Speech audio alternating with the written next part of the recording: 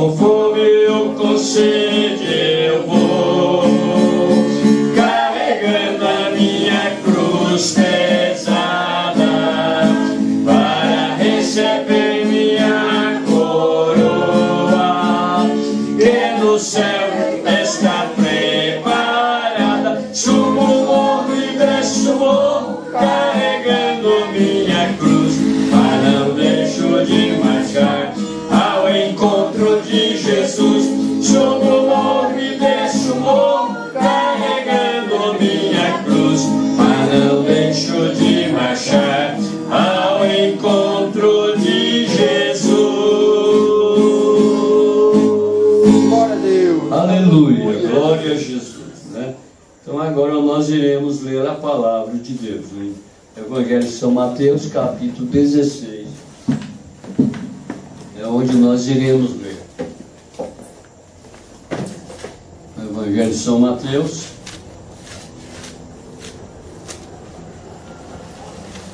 o Evangelho de São Mateus, no capítulo 16. A nossa leitura é somente 2 versículos, é o 17, é o versículo 17 e o versículo 18, né? Como os irmãos sabem, nós temos 4 evangelhos na Bíblia, né? Os evangelhos que contam a respeito do que Jesus Cristo fez.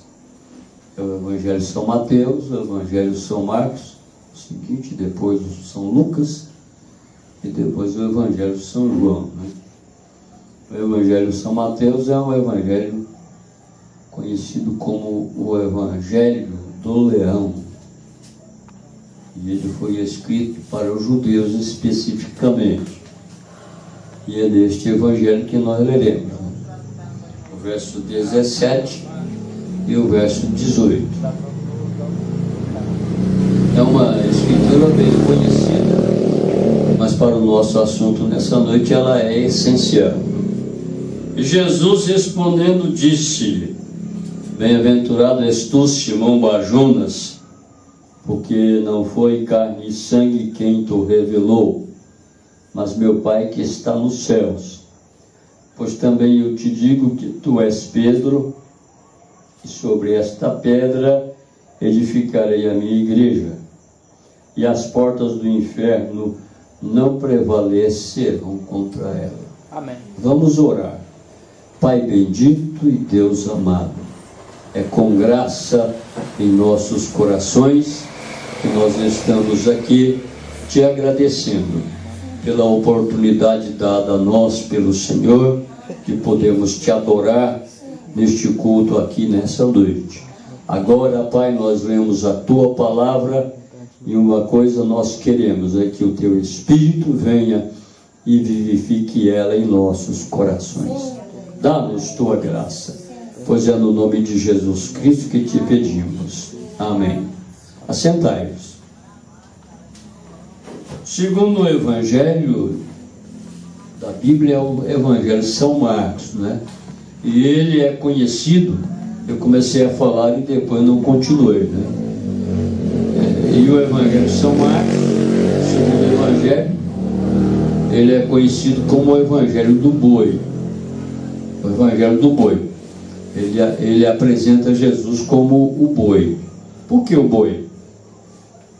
Porque o boi é um animal de serviço. Ele é um animal de serviço. Ele trabalha, serve e depois é sacrificado. Não é muito importante isso? Vejam, tipificando Jesus, apresentando Jesus como um boi. Às vezes na Bíblia você vê o bezerro, né? O bezerro é potencialmente um boi, né? Amanhã ele vai ser então um boi. Às vezes há Bíblias que fala boi, há Bíblias que fala bezerro, que é a mesma coisa, né? Só que o bezerro é o estado pequeno do boi, né? Depois que ele cresce, depois que o bezerro cresce, ele se torna o boi, né?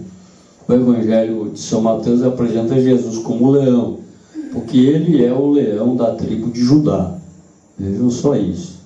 São coisas muito essenciais, importantes, né, e maravilhosas para nós. O terceiro evangelho é o evangelho de São Lucas. Agora, antes que eu continue falando sobre esse evangelho de São Lucas, eu quero ainda falar sobre o evangelho de São Marcos. E este evangelho de São Marcos, ele foi escrito estritamente aos romanos, né? Quando o evangelista escreveu ele escreveu ele aos romanos, né? Agora, o evangelho de São Lucas, ele já tem o nome do escritor, que é o evangelista Lucas, né? Aquele que na Bíblia é conhecido como médico amado, que também é o escritor do livro de Atos dos Apóstolos, né? O evangelho de São Lucas apresenta Jesus como o Filho do Homem, o evangelho do Filho do Homem, né? O evangelho de São Lucas, porque Jesus é o Filho do Homem, então ele apresenta Jesus nesse aspecto, né? Então você tem um evangelho apresentando Jesus como leão, outro evangelho apresentando Jesus como boi, e agora eu tenho o terceiro evangelho, que é o evangelho de São Lucas, apresentando Jesus como o Filho do Homem, né? No livro de Apocalipse, você vê lá a cara do leão, a cara do boi e a cara do homem. É disso que os evangelhos falam. Quando você lê o evangelho, quando você lê o livro de Apocalipse, as visões de João, né? Ali no capítulo 5, você vê isso. E também as visões do profeta Ezequiel. O profeta Ezequiel viu também uma visão semelhante à de João, onde ele viu os 4 animais também, né? E o quarto evangelho, que é o evangelho de São João, que é o evangelho escrito para o mundo todo. Vejam isso. 4 tipos de povos específicos, por isso 4 evangelhos escritos para eles, né? O último evangelho, que é o de São João, escrito para todo mundo, e ele apresenta Jesus como a águia, e a águia fala dos profetas, né? Como a águia voando. Então no livro de Apocalipse você vê esses 4 animais, né? O evangelho do leão, vê a cara do leão ali, você vê a cara do boi, o evangelho do boi, você vê a cara do homem, o evangelho do Filho do Homem, e você vê a águia voando, né? Os 4 animais nas visões que João teve no livro de Apocalipse, né? Então esses evangelhos escritos para essas nações específicas, né? Os judeus, os romanos, e o evangelho de São Lucas para os gregos, né? E o evangelho de São João para todo mundo. É maravilhoso isso, né? É o que o profeta irmão Branham mostra para nós, o porquê de haver 4 evangelhos, né? Mas se você lê os 4 evangelhos, o único que tem uma diferença bem maior é o evangelho de São João, né? Porque o evangelista João, quando escreveu a respeito do evangelho de São João, ele tratou de querer mostrar mais a divindade de Jesus Cristo. Por isso você encontra no evangelho de São João um versículo como esse: eu e o Pai somos um, que é São João capítulo 10, versículo 30. Nos outros evangelhos você não encontra. Nos outros evangelhos há uma similaridade neles, onde eles mostram os milagres que Jesus Cristo fez, né? A pregação do evangelho na missão terrena dele aqui. Você encontra os 3 evangelhos falando exatamente destas coisas. O batismo de Jesus, né? Evangelho que fala a respeito da vinda de João, o precursor, né? João Batista, e assim por diante, né?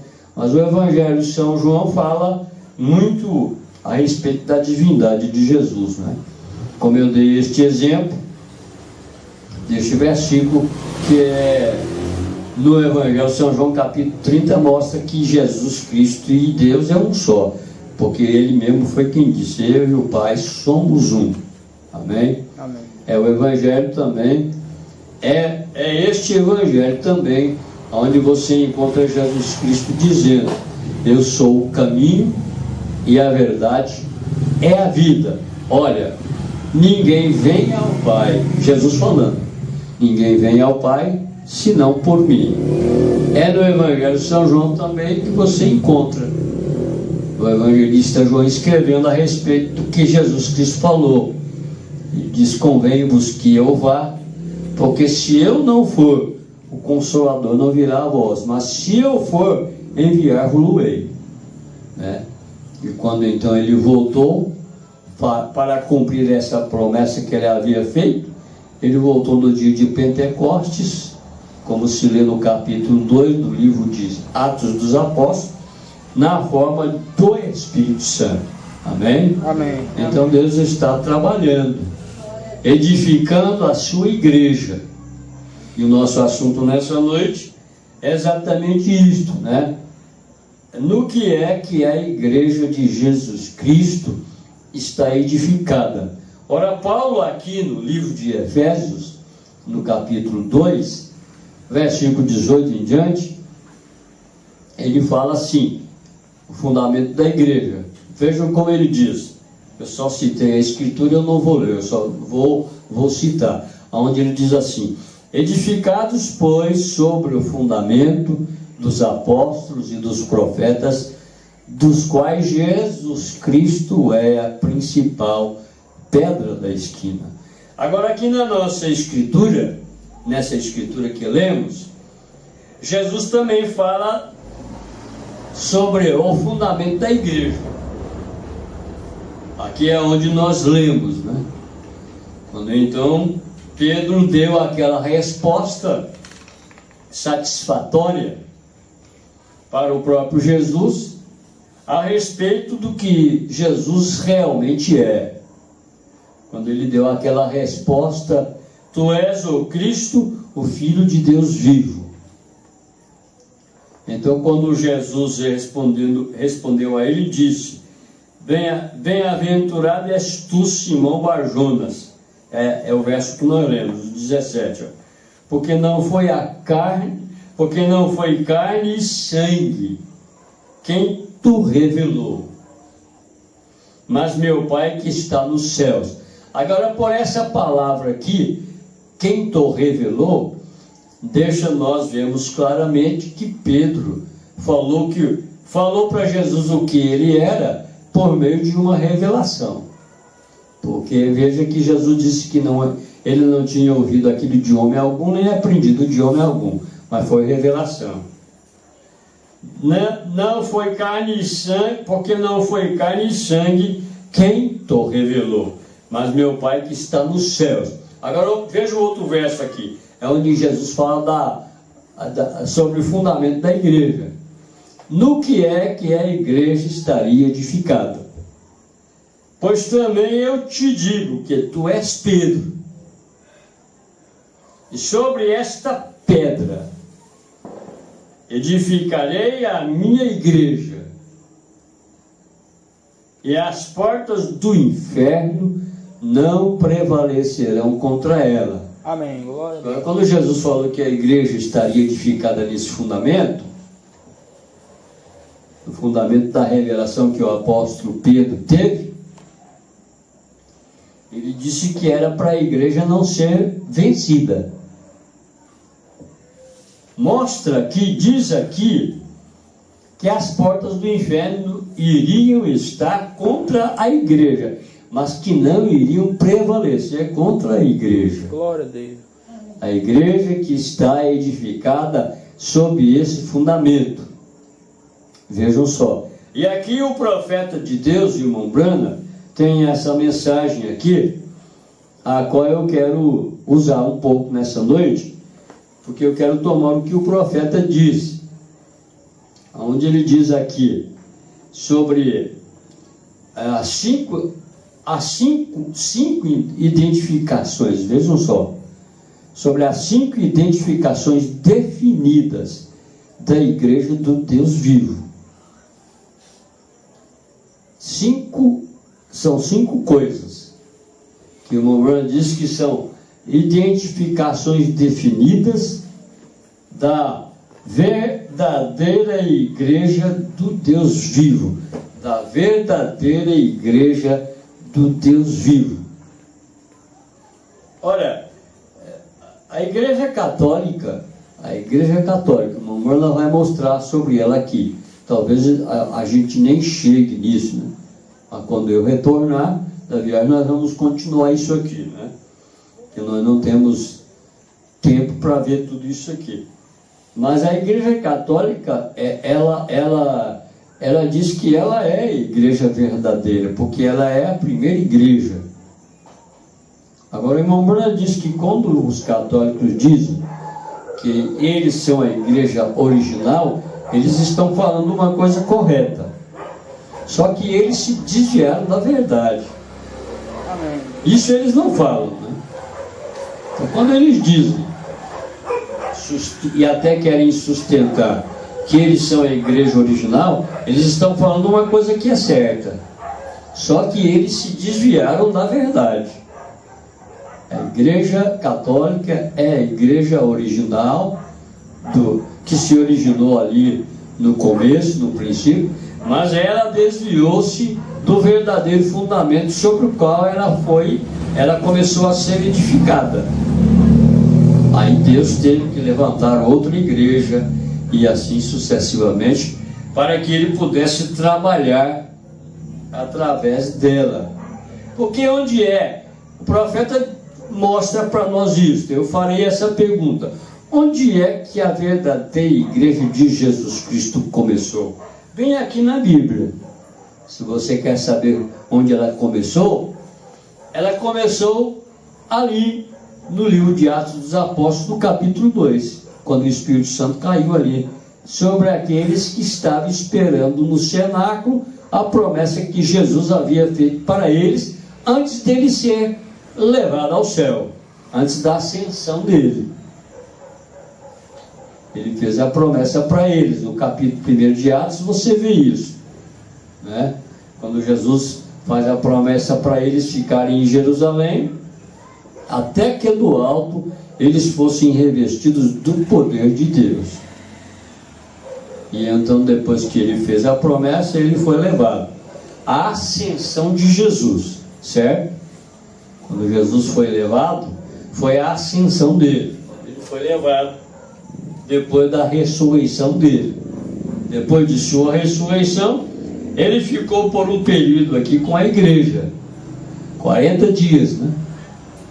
Mas ele disse para eles subirem na cidade de Jerusalém e esperarem o dia de Pentecostes. Seria quando completasse 50 dias depois disso. E no dia de Pentecostes, porque Pentecostes quer dizer 50, certo? Então, quando você lê lá, e cumprindo-se o dia de Pentecostes, é disso que se está falando, certo? A descida do Espírito Santo, que no Velho Testamento era tão somente 7 sábados. 7 vezes 7, 49. No outro dia inteiro, 50. Seria o Pentecostes, certo? É isso que Jesus fez referência. 7 sábados, certo? Aí você multiplica 7 sábados, uma semana é 7 dias, você multiplica 7 vezes 7, dá 49. Aí no outro dia é o 50, foi quando o Espírito Santo desceu. O que no Velho Testamento era só um tipo. Porque todo o Velho Testamento tem um tipo, né? Tipo daquilo que Deus iria fazer no futuro, né? E depois que o Espírito Santo caiu, ali foi quando começou a igreja, né? E como foi que começou a igreja? No mesmo dia em que o Espírito Santo caiu sobre aqueles 120 no cenáculo, e houve aquela manifestação gloriosa do Espírito Santo ali, Deus se movendo no meio deles, né? E aqueles que estavam ali, vendo aquele acontecimento, pensaram que eles estavam bêbados, porque eles falavam em outras línguas, né? Sendo todos eles ali galileus. Como é que eles podiam falar em outras línguas? Eles não eram homens instruídos, eles não eram homens letrados. Como é que eles falavam? Aquilo era através do poder do Espírito Santo que havia sido derramado neles. Por isso eles falaram em outras línguas. E quando aquelas pessoas viram aquilo, e Pedro então levantou ali, porque eles haviam dito que eles estavam todos bêbados, né? Pensando que eles estavam embriagados, que eles tinham bebido bebida alcoólica. Pedro então levantando-se disse para eles: não, eles não estão embriagados como vocês estão pensando, mas isso que vocês viram acontecer é o que foi profetizado pelo profeta Joel. E acontecerá, diz Deus, que nos últimos dias derramarei do meu espírito sobre toda a carne. Aí você acha isso no livro de Joel, profeta, capítulo 2. Pedro citou Joel, capítulo 2. E lhes pregou um sermão. Um sermão que não foi muito comprido, de 15 minutos. E então aquelas pessoas que ouviram aquilo, compungiram-se nos seus corações e perguntaram para Pedro e os demais apóstolos: que faremos, varões e irmãos? Então Pedro lhes disse: arrependei-vos e cada um de vós sejam batizados em nome de Jesus Cristo para o perdão dos pecados e recebereis o dom do Espírito Santo. Então como que é? Como que então a igreja católica, sendo a igreja do princípio, ainda como eles ostentam ser, não batizam dessa forma? Porque a igreja do começo, ela batizava-se em nome de Jesus Cristo, começando por essa escritura aí. Mas eles não fazem isso. Mas no que é que a verdadeira igreja está edificada? É o que o irmão Bernardo vai mostrar aqui, ó.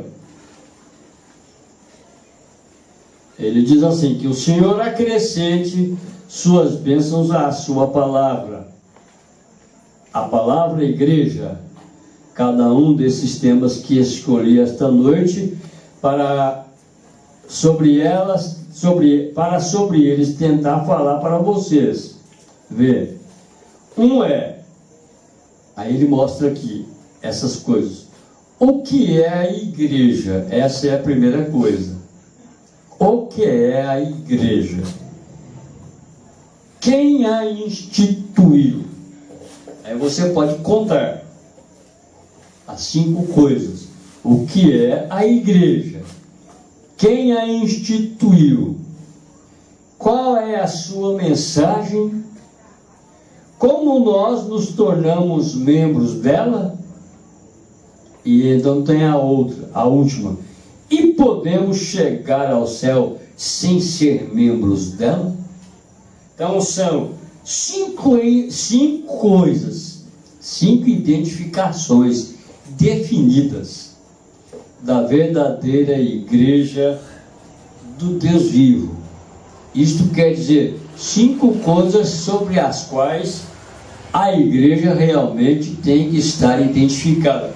Por isso ele chamou isso de 5 identificações definidas da verdadeira igreja do Deus vivo, mostrando no que a igreja está edificada. Porque não tu revelou a carne e o sangue, mas meu Pai que está nos céus. Falou a Pedro assim. E este mesmo Pedro foi que no dia de Pentecostes fez o discurso no início da igreja, para que a igreja começasse a ser estabelecida, como nós acabamos de citar agora da palavra de Deus, o que está escrito no livro de Atos dos Apóstolos, capítulo 2. Foi ali onde a igreja de Jesus Cristo começou. Amém? Amém. Agora, cada um desses textos poderia levar horas esquadrinhando-os, mas gostaria apenas de falar de alguns pontos fundamentais, sem me aprofundar muito, para mostrar o que é a verdadeira igreja. E agora quero que usem suas Bíblias. O irmão Bruno, então, pegou isto aqui e queria que o povo usasse as Bíblias, né? Agora, normalmente, nós não temos tempo como o irmão Bruno teve para poder usar as Bíblias como eles usaram ali, né? Mas a mensagem cada um de nós devemos tê-la, né? Agora, em primeiro lugar, a palavra igreja propriamente dita significa os chamados para fora. Então, quando falar em igreja, seja ela qual for, tem que ser isso aqui, porque a palavra igreja significa os chamados para fora. Agora, Israel não era a igreja de Deus enquanto estava no Egito. Eles eram o povo de Deus. E então, quando Deus os chamou para fora do Egito, eles se tornaram a igreja de Deus, porque foram chamados para fora. Isso aqui parece que isso aqui é um pouco confuso, mas não é. Quando Israel, deixa eu dizer assim, quando Israel estava no Egito, escravizado, eles não eram igreja, é isso que o Mamãe está dizendo, mas eles eram o povo de Deus, lá no Egito, escravizados. Mas quando Moisés tirou eles do Egito, aí então eles se tornaram igreja, porque eles foram chamados para fora, chamados para fora do Egito. Em uma outra mensagem pregada pelo irmão Branham, ele disse que o Egito tipifica o mundo, representa o mundo. Um mundo do qual todos nós temos que sair. Porque para nós sermos igreja, porque eu sou igreja, você é igreja, cada um de nós individualmente somos igreja. Porque nós individualmente fomos chamados para fora do mundo. Então eu sou igreja, você é igreja. Cada um de vocês, irmãs, é igreja. É isso que o profeta está querendo mostrar aqui. Agora, isso ainda permanece a mesma coisa hoje. Não mudou, né? Continua sendo a mesma coisa. A palavra igreja significa, ele repete, a palavra igreja significa os chamados para fora. Aqueles que foram chamados para fora, separados, feitos diferentes. É claro que a gente, tomando a mensagem do profeta, no teor completo dela, em tudo aquilo que ele fala, nos esclarece muito, né? No sentido de nós, então, sabermos esse assunto, que é o primeiro que ele está tratando aqui, na pergunta, o que é a igreja? Então ele está mostrando já o que é a igreja. Igreja não é um templo construído. Há muitos templos no mundo, templos caros, né? Mesmo a Igreja Católica e todas as ramificações dela. Eu tenho lá em casa um vídeo onde eles mostram as mais belas e extraordinárias igrejas que existem no mundo. Templos, chamados de templos. Mas aquele está longe de ser essa igreja. Não importa quantos milhares, quantos milhões de dólares ou de dinheiro eles têm investido naquelas igrejas, naquilo que eles chamam de igreja, templos, né? Templos. Igrejas feitas, umas mais altas do que a outra, disputando altura, disputando até mesmo como é que chama, a arquitetura, a maneira como foi construída, a igreja de arquitetura barroca, como eles chamam, né? Um tipo de arquitetura que houve, e igrejas realmente que custaram milhões e milhões de dólares, vamos dizer, né? Não vamos falar nem de real, mas de dólar, que é a moeda mais cara do mundo, né? O dinheiro mais caro do mundo. Mas aquilo está longe de ser a igreja. Porque a igreja é o indivíduo. Igreja sou eu, igreja é você. Nós somos a igreja. Individualmente você é a igreja. Então o irmão Branham vai mostrar aqui. Agora, no Antigo Testamento, falando do Antigo Testamento, antes de Jesus vir, né? Todo mundo sabe que quando fala Antigo Testamento é antes de Jesus vir, né? Agora, no Antigo Testamento, a igreja a igreja conhecida era chamada o Reino de Deus. O Reino de Deus. Agora, estou tomando isso da cronologia da Bíblia. No Antigo Testamento, a igreja era chamada o Reino de Deus. Em outras palavras, Deus é um rei e a igreja é seu domínio. O Reino de Deus. Isso no Antigo Testamento. Então a igreja era chamada, conhecida como o Reino de Deus, aonde Deus é um rei e a igreja é seu domínio, certo? Agora no Novo Testamento, agora vamos falar no Novo Testamento. No Novo Testamento, ela é chamada o Império Messiânico. Vê a diferença, certo? Agora aqui já está falando de Messias, é Jesus. Entende? Então, no Novo Testamento, ela é chamada, a igreja é chamada o Império Messiânico. Eu gosto disso. O Bruno está dizendo, eu gosto disso. Em outras palavras, o Império do Messias, onde o Messias governa e reina.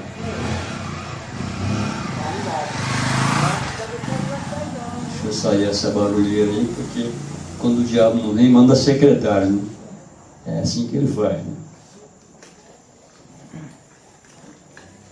O Império do Messias, onde o Messias governa e reina, sem barreiras denominacionais nem nada.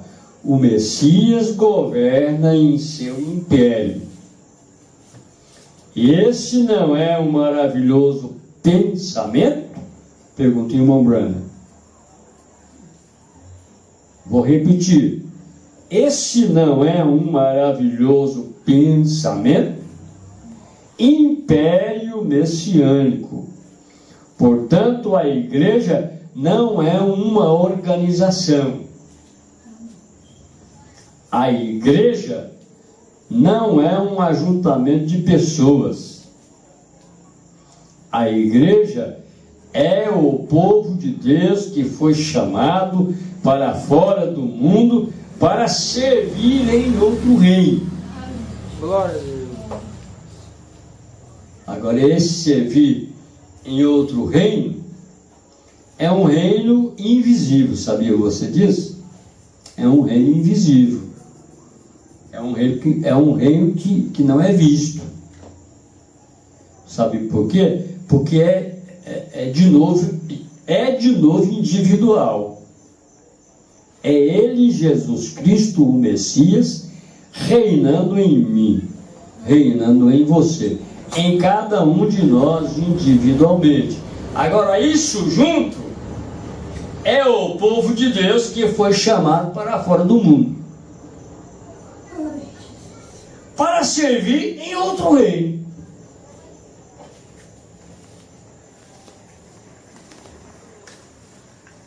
Agora observe que o irmão Branham, depois do irmão Branham falar sobre isso aqui, mostrando o que é a igreja, mostrou o que a igreja era no Velho Testamento, e agora mostrou o que a igreja é no Novo Testamento.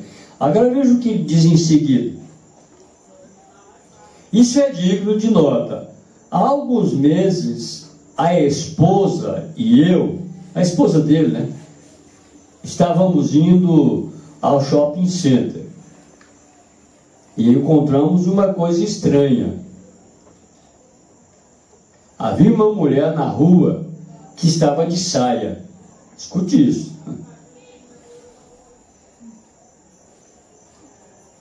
Bruna diz que tinha saído com a esposa dele para ir no shopping center.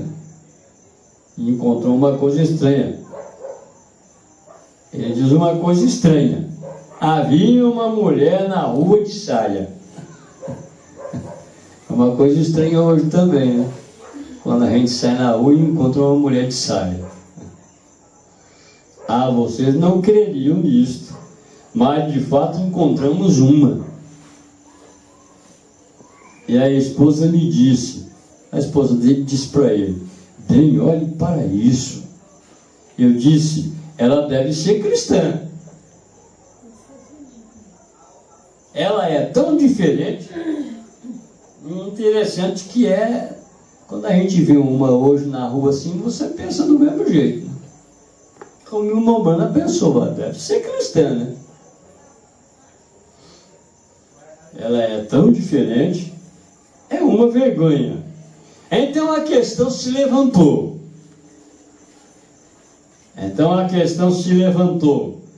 Por que é, Bio, que nós como cristãos, e esta fé em que cremos, por que é que constrangemos nossas mulheres a usar vestidos e atuar dessa maneira? Veja a pergunta que uma mana coloca aqui.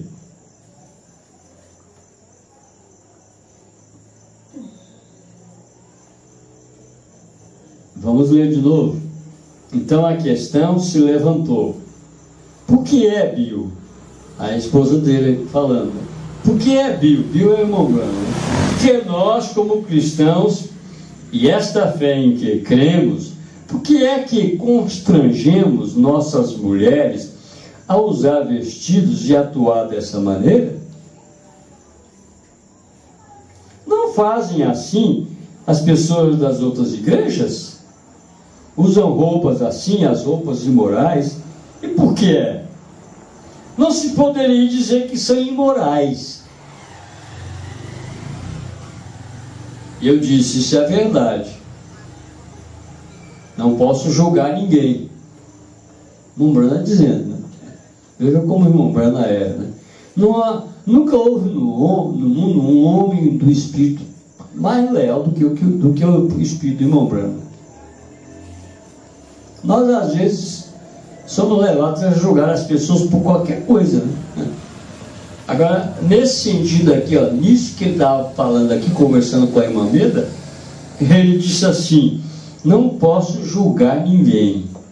Nem aquela mulher vestida daquele jeito, lá de uma forma errada. Mas ao vê-las, por seus frutos são conhecidas. É claro, por que uma mulher no mundo veste do jeito que veste?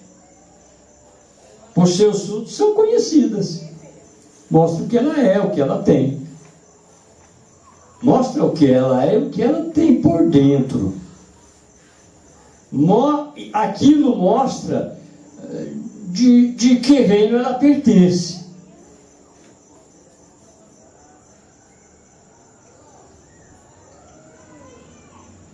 Elas podem de fato não cometer o crime, mas sobre elas está um espírito que as está impelindo à imoralidade.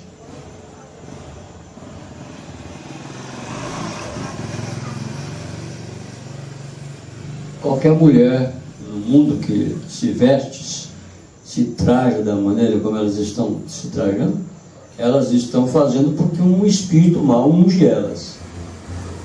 É um espírito de imoralidade. É um espírito imoral que faz as mulheres se vestirem da maneira como elas se vestem. É isso que o Mombrana está dizendo aqui. Agora Jesus disse, qualquer que atentar numa mulher para a cobiçar, já em seu coração cometeu adultério com ela. Veja que coisa.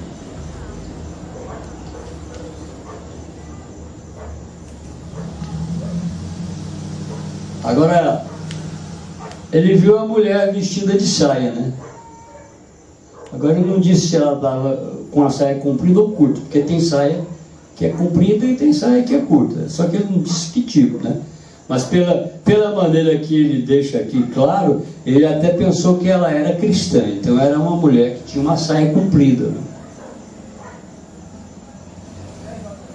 Agora, quando esse pecador tiver de responder,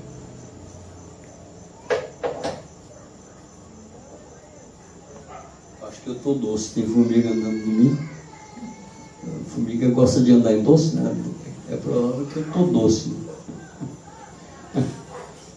Formiga andando aqui, né? Vamos lá?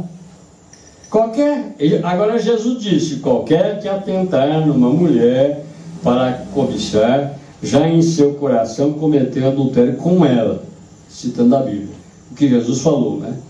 Agora, quando esse pecador tiver de responder por cometer adultério, quem será a culpada? Aí o irmão faz a pergunta. Imagine isso aqui, veja a resposta. A mulher que se apresentou a isto. Você pode ser tão pura quanto um lírio no que concerne à virtude. Mas se você se apresentou diante das pessoas de uma maneira imoral, ainda que seja inocente do ato, você fez com que um homem pensasse mal de você, quando é culpa sua. Jesus disse que você será culpada de cometer adultério. E uma adúltera nunca entrará no céu. Vejam que quadro difícil, né? Para mostrar o primeiro item dessas 5 coisas que o Mombrana mostra aqui. Porque ele está mostrando aqui o que é a igreja.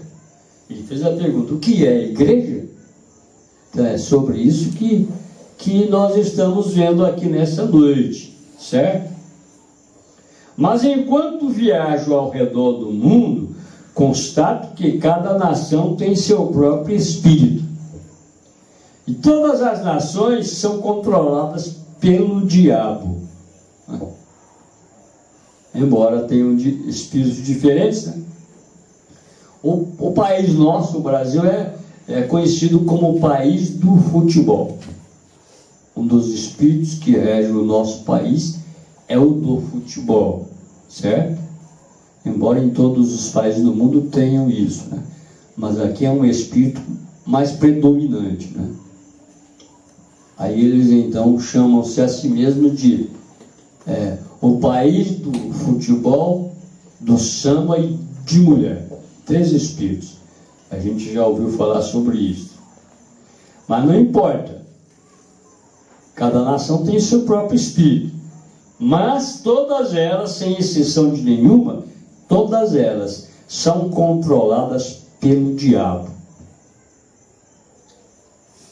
Todos os governos, escutem só, é bom a gente ler isso aqui, porque a política está vindo. Depois que terminar o barulho da Copa do Mundo, aí vai entrar no espírito da política, né? Aí tem a política. Aí nós temos que engolir o futebol, temos que engolir a política depois, né?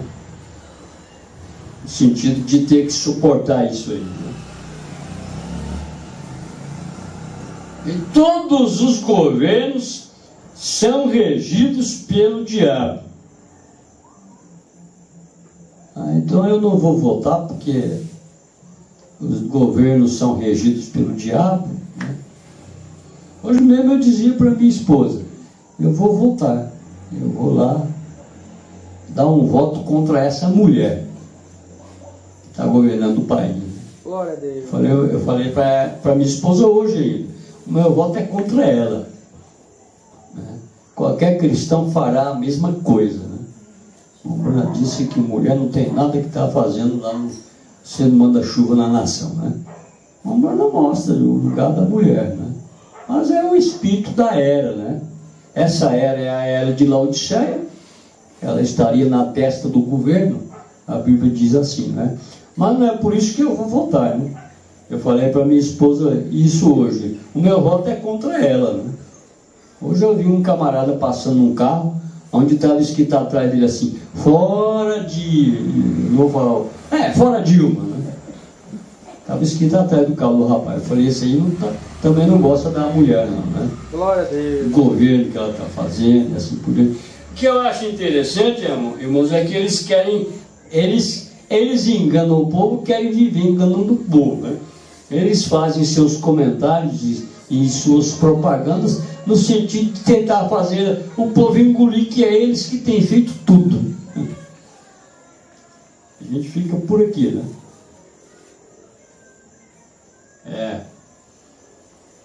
Você vai ver que não adianta tirar um e colocar outro, tirar um e colocar outro, porque a condição, a situação continua a mesma, né? Mas todos os governos são regidos pelo diabo. A Bíblia diz assim: eles lutam, guerreiam e guerrearão até que Jesus venha. E então ele instituirá um reino onde não haverá guerras. Glória a Deus. Aleluia. O único reino onde não haverá guerras, pelejas, injustiças, é o reino de Jesus Cristo, o reino que está vindo, o reino do milênio. Amém. Mas Satanás diz que todos os reinos do mundo são dele, e ele faria com que ele faria com eles o que ele quisesse, perante o próprio Jesus Cristo. Isso aqui que o mamãe está falando é o que o diabo disse para Jesus no Monte da Tentação, em Mateus capítulo 4. Mostrou para Jesus todos os reinos do mundo e a glória dele. E disse para Jesus que ele faz com eles o que ele quiser. E se Jesus prostrado adorasse ele daria tudo para Jesus. Tudo é meu, eu faço com eles o que eu quero. E se o Senhor prostrado aqui me adorar, eu dou tudo para o Senhor. O diabo fez isso com Jesus.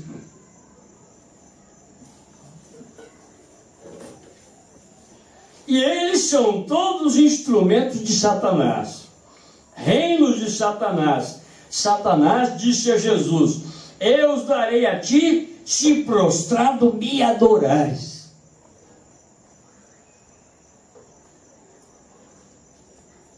Eu não tenho nem como continuar aqui, ainda estamos na primeira coisa, né? Mas depois a gente tem tempo para continuar isso. Jesus sabia que ia herdá-los no milênio, de modo que disse: vai-te, Satanás. Ele sabia que Deus lhe daria todos os reinos, e eles seriam seus, e todos eles serão um reino.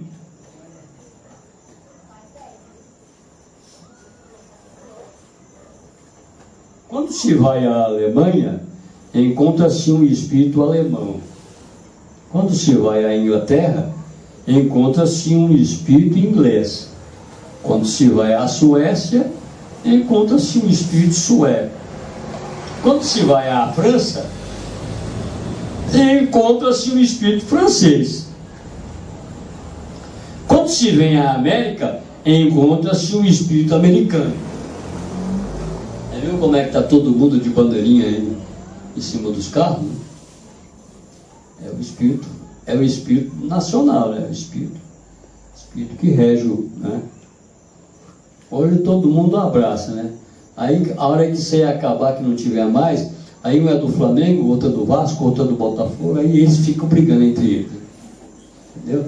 Agora eles esquecem essas diferenças e põem tudo a bandeirinha brasileira lá, né? Aí todos eles que são de diferentes facções de esporte, aí todo mundo está se abraçando hoje, né? Mas quando for amanhã que tiver um jogo lá, um desses times aí, Flamengo contra o outro, aí um ganha e o outro perde, é claro, né? Aí vão lá se matar um outro na praça, dá tiro, dá murro um no outro, né? E assim por diante, né? O espírito das nações, né? Eu fiz uma parada em Santo Ângelo, em Roma, faz algum tempo, e desejava ver as catacumbas. E para minha surpresa e como reprovação como americano, diante do portão das catacumbas por onde se entra estava escrito: para as mulheres americanas, por favor, vistam-se em honra aos mortos antes de entrar aqui. Quando uma nação decai a esse ponto, é terrível quando chegamos a esse ponto. Assim vejam por quê. Uma vez eu perguntei a uma senhora, a uma mulher: você é cristã? Ela disse: sou americana. Naturalmente que sou. Isso não tem nada a ver. O irmão Mozart perguntou a uma certa noite, disse: a irmã é cristã? Disse: quero que entenda uma coisa, eu acendo uma vela toda noite. Como se isso tivesse alguma coisa a ver com o cristianismo, acender uma vela. O cristianismo não consiste de tais coisas. E a igreja de Deus não consiste de tal formação.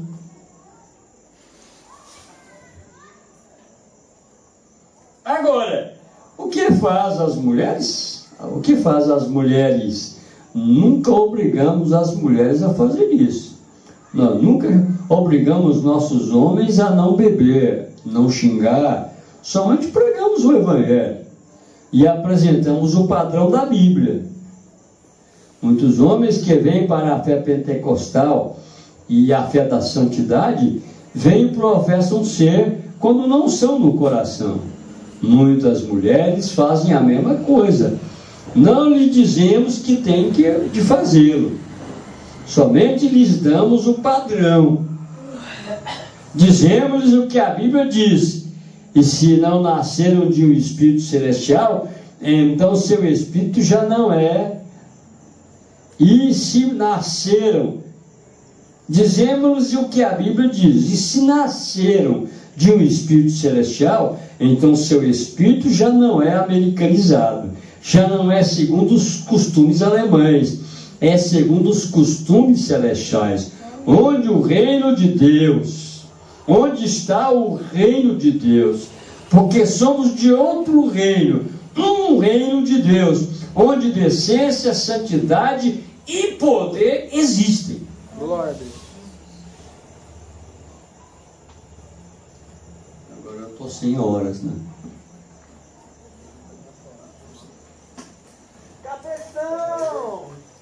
Nós temos acesso ao rei, temos uma entrevista com ele, quando quer que queiramos invocá-lo.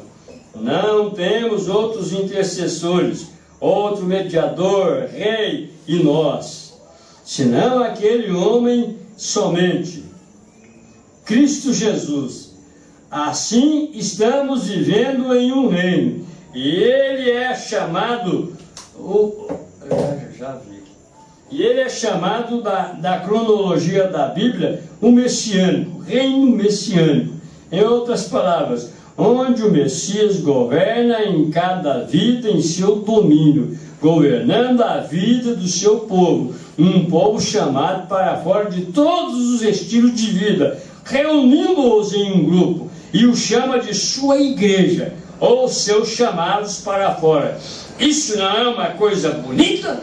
Aleluia. Amém. Isto é o que é a igreja. Glória a Deus. Nós vamos continuar depois, né? O tempo já se foi e não permite nós continuarmos mais. Depois nós continuaremos, porque são 5 coisas, são 5 identificações, são 5 coisas as quais é de grande importância para nós, né? Sabendo nós de uma coisa, né? Deus é o nosso Deus, Ele é o nosso Pai, e é nele que nós estamos firmados, e a sua palavra para nós é tudo. Para nós não nos importa o que diga esse, aquele ou aquele outro, porque esse diz de uma coisa, aquele diz de outra forma, e aquele outro dirá de outra forma. Para nós nos importa o que essa Bíblia diga. Glória a Deus. É o que essa palavra diz. E o que a mensagem do irmão Branham diz é o que essa Bíblia diz. Amém. Então nós somos a igreja, o império messiânico, onde Cristo reina em cada um de nós. Ele governa as nossas vidas através de sua própria palavra, que é esta Bíblia. Amém? Amém? Glória a Deus. Aleluia. Vamos então orar. Pai, nós agradecemos por esta porção da Tua palavra nessa noite. Que nós guardemos isto em nossas almas, sabendo que realmente nós somos a igreja do Senhor. Porque o que é a igreja do Senhor? É isso que estamos ouvindo, é isto que temos ouvido nessa noite. Leva cada um em paz para os seus lares, sob a tua proteção, no nome de Jesus Cristo. Abençoa os irmãos aqui e nos sustente nesse tempo que estaremos longe, distante. Concede tua graça a todos e dá a sustentação do alto, pois é no nome de Jesus Cristo que nós oramos, que nós pedimos a Ti e Te agradecemos. Amém, amém. Então, amados, Deus os abençoe até quando nós nos encontrarmos outra vez. O Senhor vos abençoe, em nome de Jesus Cristo.